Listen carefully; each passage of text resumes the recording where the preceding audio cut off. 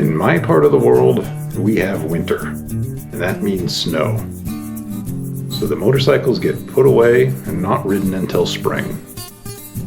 Well, spring has sprung. It looked like it was going to be a nice weekend, so a buddy and I decided, let's pull the bikes out and the camping gear and do a quick overnight trip and try and remember how to do all this.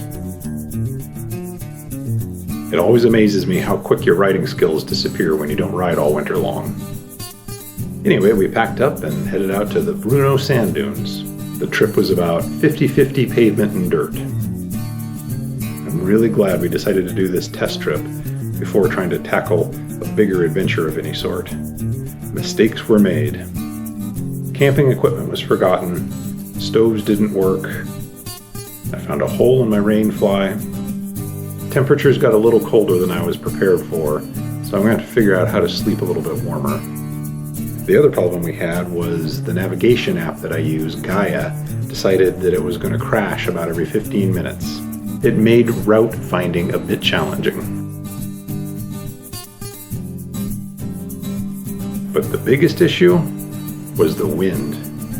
Oh my God, the wind was howling for 2 days. I ended up not filming very much because most of the time I was afraid to take my hand off the handlebars to turn the camera on and off. And every time we stopped somewhere, I was afraid the bike was going to blow over.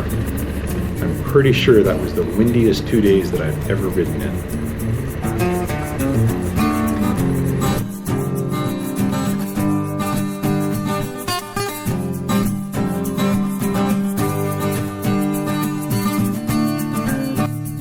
And we had a reminder that flip-flops are not necessarily the best camp shoes.